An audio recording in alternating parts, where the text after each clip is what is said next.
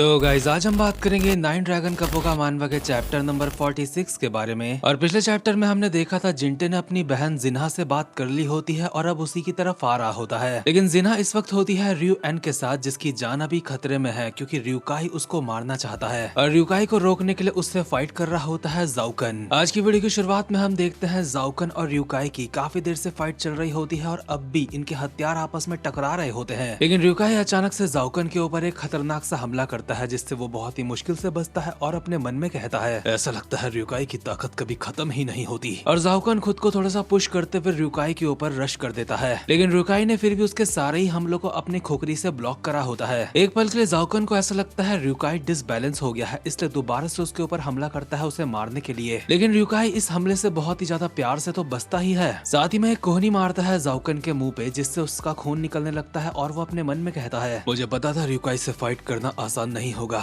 लेकिन मुझे ये नहीं पता था ये इतना खतरनाक है। इतने में ही रयूकाई जाओकन को काटने के लिए एक और हमला करता है जिससे वो बहुत ही मुश्किल से डॉज करता है। इसके बाद दोनों साथ में एक दूसरे के ऊपर अपने अपने हथियारों से हमला करते हैं, लेकिन रयूकाई की खोखरी जाओकन के कंधे में पहले पड़ जाती है। ऑब्वियसली ये कट से उसके खून बह रहा होता है और रयूकाई कहता है तूने मेरे लिए सालों तक काम करा है और तुझे बस इतना ही आता है, सच में तू बहुत ज्यादा निराशाजनक है। इतने में ही हम देखते हैं जिस गाड़ी पे यहाँ से रयू एन और जिना भाग रहे होते हैं वो भी स्टार्ट हो चुकी होती है, जिससे जाओकन को काफी अच्छा लग रहा होता है क्योंकि कम से कम जिना अब बच जाएगी और क्योंकि रयूकाई का ध्यान भी कुछ देर के लिए कार की तरफ चला गया है, इसलिए हंसते हुए जाओकन रयूकाई के ऊपर एक हमला करता है जो कि उसके कंधे से लगता है और ये कट मारने के बाद रयूकाई को कहता है क्या उन लोगों को इस तरीके से जाने देना तेरे लिए ठीक रहेगा, क्योंकि ड्रैगन हेड के असली हकदार अब भी यंग मास्टर है क्योंकि वो तेरी तरह नाजायज नहीं। रयूकाई इसके ऊपर एक हमला करते हुए कहता है अगर ऐसी बात है तो तुझे मैं जल्दी से मार दूंगा और फिर उन्हें पकड़ूंगा, लेकिन रयूकाई की खुखरी को जाओकन अपने हथियार से रोक लेता है, लेकिन इतने में ही रयूकाई एक और हमला कर देता है जिसे ये अपने हथियार से तो रोकता है लेकिन पूरी तरीके से नहीं रोक पाता क्योंकि खुखरी थोड़ी सी तो इसके कंधे पे घुप चुकी होती है, यानी कि जाओकन अभी थोड़ा सा खतरे में है। लेकिन रयू एन और जिना जिस कार पे बैठे होते हैं वो अब भी यहाँ से चली नहीं होती, इसलिए रयू एन जिना को बोल रहा होता है तुम कार चला क्यों नहीं रही हो, लेकिन जिना का ध्यान तो रयूकाई और जाओकन की फाइट में होता है। उसे साफ नजर आ रहा होता है जाओकन हार रहा है, इसलिए शायद से वो उसको पीछे नहीं छोड़ना चाहती, इसलिए कार को भगाते हुए इन दोनों की तरफ लेके आ रही होती है, जो देख के मुझे ऐसा लगा था जैसे दोनों को उड़ा ही देगी। ये देख के जाओकन अब भी हंस रहा होता है और अपने मन में कहता है अगर मैं अपना प्लान साइड रख दूं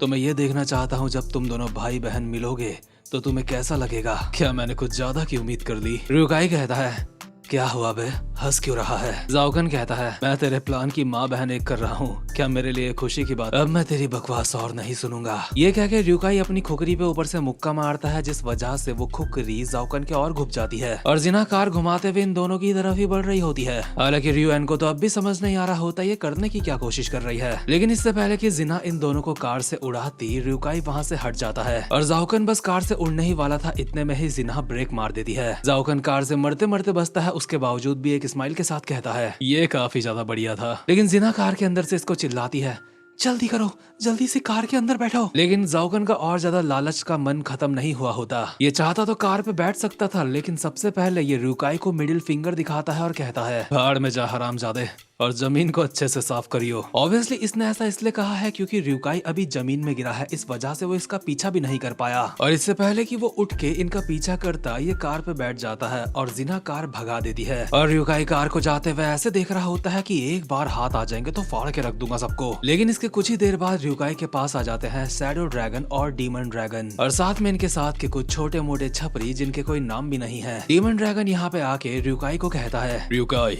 तुम क्या सोच रहे हो, इस तरीके से तुम्हें मौके को हाथ से गंवाना नहीं चाहिए था, तब से लेके अब तक काफी सारी चीजें हो गई हैं। हाँ, और उसी वजह से हमारे लिए दिक्कतें और ज्यादा बढ़ चुकी हैं। तुम्हें क्या लगता है तुम सब कुछ यहाँ पे अकेले कर रहे हो, ये वो चीज है जहाँ हम सबकी किस्मत हमें लेके आई है। एक तरीके से डीमन ड्रैगन इसको कुछ लेक्चर जैसा सुनाने वाला था, लेकिन रयूकाई वैन के अंदर बैठते हुए कहता है बस बहुत हुआ, चोमो की तरह रोने से कुछ बदल नहीं जाएगा और वैन में बैठ के रयूकाई निकल लेता है। डीमन ड्रैगन की शक्ल देख के तो ऐसा लग रहा है जैसे उसको गुस्सा तो बहुत आ रहा है लेकिन कुछ कहता नहीं, लेकिन शैडो ड्रैगन जो वैन पे बैठ चुकी है डीमन ड्रैगन को कहती है हे क्या कर रहे हो, क्या तुम आ नहीं रहे हो। यहाँ पे हमें बताया जाता है शैडो ड्रैगन का असली नाम मी हुआ है और हाँ मैं जानता हूँ इन सब के नाम बहुत ही ज्यादा अजीब से होते हैं, एक बारी में सुनने में समझ भी नहीं आएंगे। शैडो ड्रैगन जवाब देते हुए कहता है मी हुआ, लाइचा वाला काम तुम हैंडल करो रुकाई को देख के मुझे ऐसा लग रहा है जैसे, और जिसको याद नहीं उसको याद दिला दूं, लाइचा एक ड्रग है जो ये लोग बनाते हैं। खैर इसके बाद सीन शिफ्ट हो जाता है और हम देखते हैं जिंटे लोगों को जो कार भगाते हुए इसी तरफ आ रहे होते हैं ताकि जिना से मिल सके। लेकिन ये देखते हैं पुलिस वालों ने सड़क को रोक रखा है, जिस वजह से ये लोग अब वहाँ पे नहीं जा सकते। जिंटे को समझ नहीं आ रहा होता है कि अब आगे करना क्या है, उसकी बहन से ये लोग कैसे मिलेंगे। लेकिन इसके बाद हम थोड़े से मिनट्स पहले का सीन देखते हैं जहाँ पे रियो एन जिंगजाओ को कॉल करके बताता है हम लोग यहाँ से निकल गए हैं। ये सुन के जिंगजाओ को अच्छा लगता है और रियो एन उससे पूछता है कि अब आगे हम क्या करें। जिंगजाओ रियो एन को सब कुछ समझाते हुए कहता है, नाइन ड्रैगन्स के लोग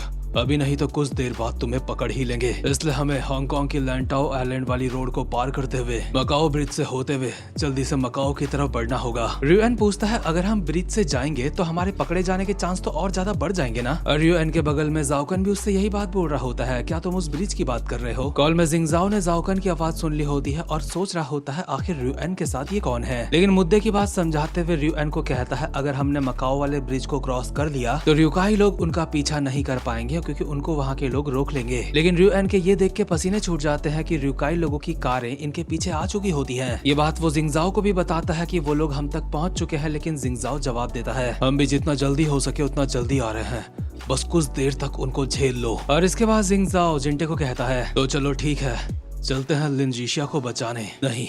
मेरा मतलब है तुम्हारी बहन को बचाने। ये लोग जैसे ही अपने कार की स्पीड तेज करते हैं हम दूसरे सीन में देखते हैं रियोकाई रियोएन लोगों के धीरे धीरे करके करीब आ रहा होता है अपनी कारों के साथ। इन लोगों ने कतई ट्रैफिक में अपनी अपनी कारें भगा रखी होती है। टेंशन लिनजीशिया रियोएन और जाओकन इन तीनों के चेहरे में नजर आ रही है। लेकिन रियोकाई अपनी कार में बिल्कुल शांत बैठा होता है अपनी खुकरी अपने कंधे में रख के, और इसको देख के मुझे किसी साउथ की मूवी की याद आ रही है जहाँ पे कोई गुंडे हीरो लोगों के पीछे पड़ जाते हैं या फिर हीरोइन के। खैर रियोकाई के चेहरे में टेंशन तो नहीं होती लेकिन गुस्सा साफ साफ नजर आ रहा होता है और ये वाला चैप्टर यहीं पे खत्म होता है। खैर गाइस इस मानवा में भी चीजें काफी ज्यादा बढ़िया चल रही है। लगता है फाइनल शोडाउन इस मानवा का हमें जल्दी ही देखने को मिलने वाला है क्योंकि रियोकाई और जिंटे दोनों ही लिनजीशिया तक पहुंचने वाले हैं और जब वो आपस में मिलेंगे तो पंगे होना तय है। खैर अब मैं मिलता हूँ आपसे अपनी नेक्स्ट वीडियो में, तब तक के लिए वीडियो को लाइक और चैनल को सब्सक्राइब जरूर से कर लेना। ओके तो फिर गुड बाय, सत श्री अकाल।